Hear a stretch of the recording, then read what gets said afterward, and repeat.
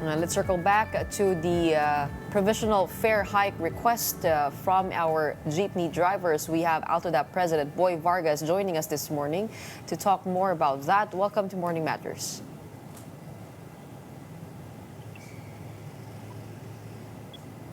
Magandang umaga ho. Ay, magandang umaga po, Mama Gretchen at sa inyong taga-subaybay at inyong taga-pakinig. Sir, unang-una, ano po yung kalagayan? Kamusta naman po yung kalagayan ng ating mga jeepney driver? Bakit humihingi kayo ngayon ng 1 peso provisional fare hike?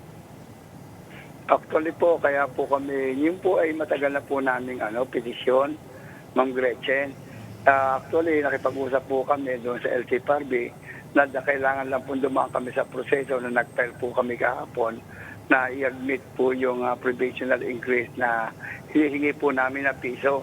Yun po ay wala pong per kilometer yun. Basta piso lang po.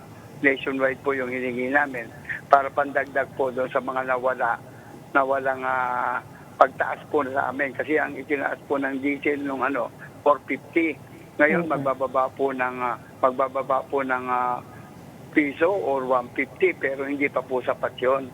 Yun po yung hinihingi namin na sana po mapagbibigyan kami at sana po unawain kami ng aming mga mananakay dahil po hirap na rin po kami ang nawawala na po sa amin. Mga 200 to 300 pesos po ang nawawala buhat po nang tumaas ng 450 yung pong diesel namin. Ito pong 1 peso hike, gaano po kalaki ang maitutulong po nito? At magkano ho ba yung kinikita na ho ng mga tsoper po natin sa isang araw?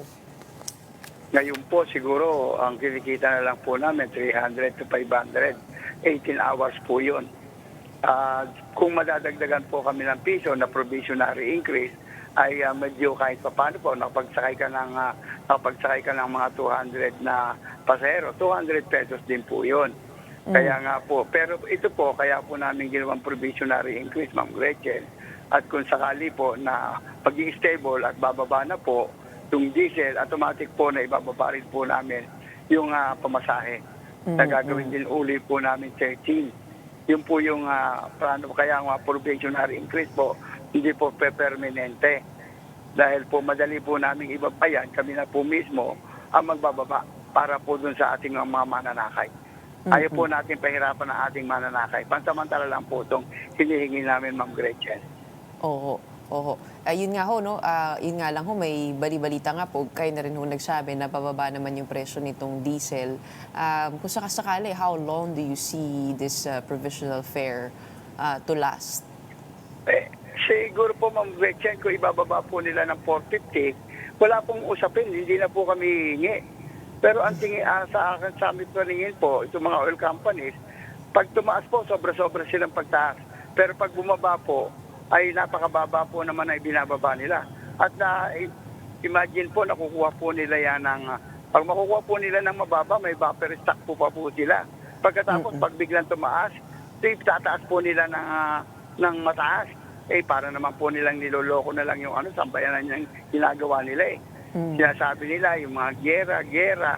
Pero dapat po siguro ipaliwanag po ng DOE ng maliwanag. Kasi kung maliliwanagan lang po natin kung bakit tumataas, bumababa, hindi po sinasabi lang nila tataas, bababa. Pero may paliwanag po ba sila, Ma'am Gretchen? Yun lang po sa amin hinihingi namin. Kasi sa amin po pananaw, hindi po sapat yung parang sa tingin po namin sila yung nagiging spokesperson ng mga oil companies Okay. Meron po bang alok na subsidiya ang gobyerno po para sa inyo, imbis na po dito sa increase na ito?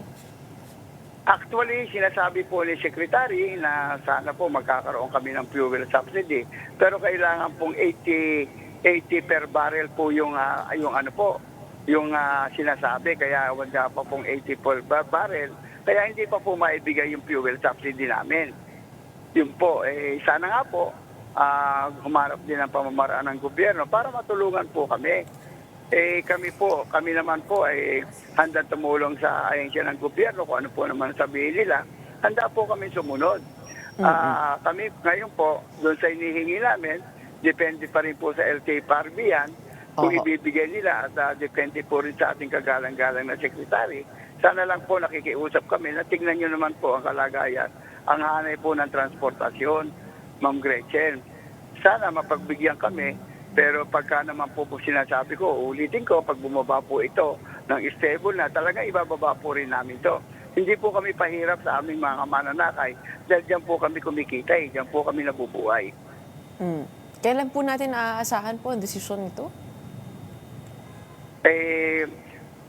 Yun po, malalaman pa po natin dahil kahapon lang po kami nag-file. So, admit na provisionary na increase po, malalaman pa po namin kung kailan po at baka po ipatawag kami ng LTFRB para po mapag-usapan. Ngayon, kung hindi po maibibigay, mag-uusap-usap po kaming mga transport group para makipag-ugnayan po kami sa DOTR at saka sa LTFRB. Kami po yung mapayapang nakikipag-ugnayan. Ayaw po namin yung mahihirapan yung ating mga mananakay. Hindi po kami yung mga leader na basta-basta na lang po. Kasi sinasabi po namin, hindi na po uso nga dito yung hali-holiday.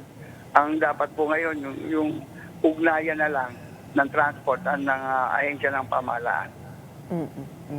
Okay. Maraming salamat po sa pagpapaliwanag po sa amin na itong kahilingan po ninyo na magkaroon ng 1 peso provisional fare increase, a temporary one at that in response to the fuel hikes recently. Maraming salamat. We have also the President Boy Vargas.